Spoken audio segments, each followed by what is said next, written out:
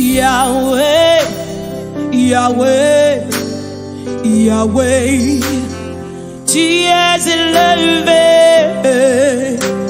au-dessus de tout. Bonjour à tous, je vous salue tous dans le beau nom de notre Seigneur Jésus-Christ.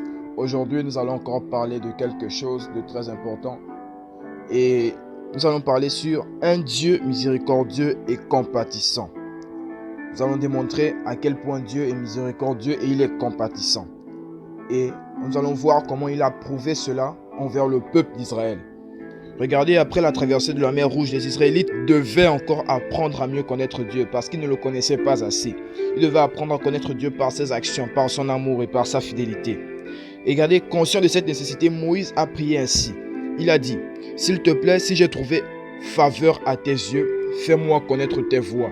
S'il te plaît, pour que je te connaisse, afin que je trouve faveur à tes yeux. » Dans le livre de Exode 33, à partir du verset 13. Mais Moïse est parvenu à mieux connaître Dieu quand il a entendu déclarer « L'Éternel, l'Éternel Dieu, miséricordieux et compatissant, lent à la colère et riche en bonté, de cœur et en vérité, conservant la bonté de cœur à des milliers, pardonnant la faute de la transgression et le péché, mais en aucun cas il n'accordera l'exemption de la punition. » Dans le livre de Exode 34, versets 6 à 7. Regardez, ici l'amour de Dieu est équilibré par sa justice. Ainsi, il ne protège pas les pécheurs volontaires des conséquences de leur transgression. Dieu équilibre son amour par sa justice.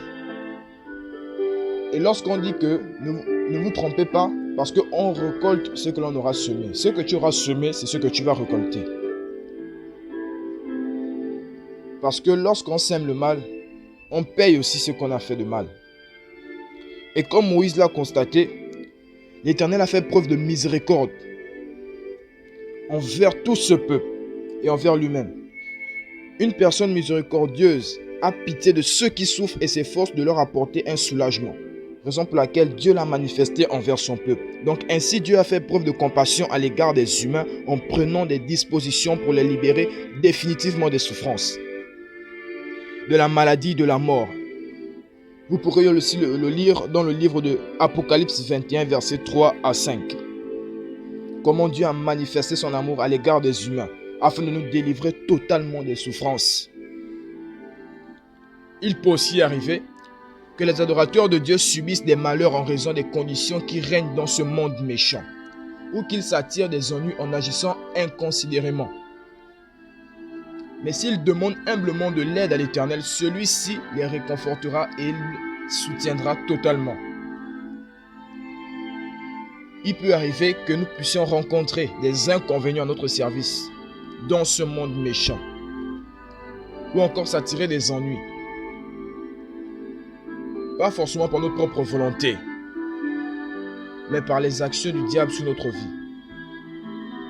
Mais comment cela peut-il arriver? Pourquoi cela? Parce que avec miséricorde, il prête une tendre attention à ses adorateurs. Regardez ce qu'il dit dans le livre de Psaume 86, verset 15. Mais toi, Seigneur, tu es un Dieu miséricordieux et compatissant, lent à la colère, riche en bonté et en fidélité. Souvent, les gens qui détiennent un certain pouvoir traitent les autres avec dureté. Et c'est ce que nous remarquons même dans notre monde aujourd'hui où nous sommes. Les personnes qui ont un pouvoir au-dessus des autres se permettent de traiter les autres avec négligence, avec dureté.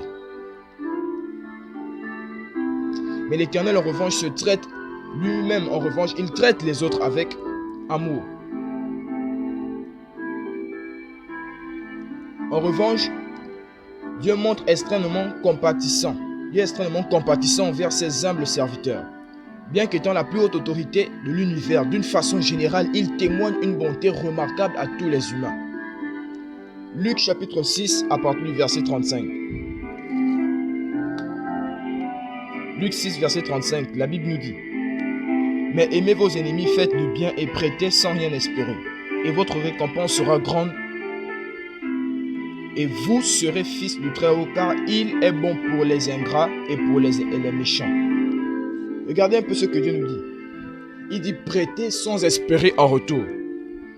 Soyez bons envers tout le monde. L'Éternel se montre également compatissant envers ceux qui le supplient pour obtenir faveur en exaucant leurs requêtes.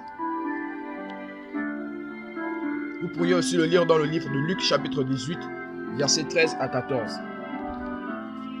La Bible nous dit dans Luc 18, versets 13 à 14. Le publicain se tenant à distance n'osait même pas lever les yeux au ciel, mais il se frappait la poitrine en disant « Ô Dieu, sois apaisé envers moi, qui suis un pécheur. » Verset 14. Je vous le dis, celui-ci descendit de sa maison, justifié plutôt que l'autre, car quiconque s'élèvera sera abaissé, et celui qui s'abaisse sera élevé. Voici la recommandation que Dieu donne à chacun de nous. Quiconque s'élèvera sera abaissé, et quiconque s'abaisse sera élevé. Luc 18, versets 13 à 14. Mais vous voyez, naturellement, Dieu n'est pas obligé de manifester la faveur ou la compassion à n'importe qui. Exode 33, verset 19 nous le dit. Mais en conséquence, nous devons être profondément reconnaissants à Dieu pour sa miséricorde et sa compassion. Dans le livre de Psaume 45, versets 1 à 8, nous fait part de cela. Soyons reconnaissants à Dieu pour son amour, pour sa compassion, pour tout ce qu'il a manifesté à notre égard. Peu importe les situations de la vie dans lesquelles nous traversons, peu importe les milieux dans lesquels nous nous trouvons, soyons reconnaissants à Dieu de toutes choses. Gédéon a eu à manifester sa reconnaissance envers Dieu, malgré le fait que l'ange est venu lui parler. Mais comment puis-je être un vaillant héros lorsqu'il a parlé à l'ange? Comment l'Éternel peut dire qu'il m'aime et il permet toutes ces souffrances autour de moi? Mais il a tenu bon et il est resté fidèle à Dieu dans l'engagement qu'il avait pris.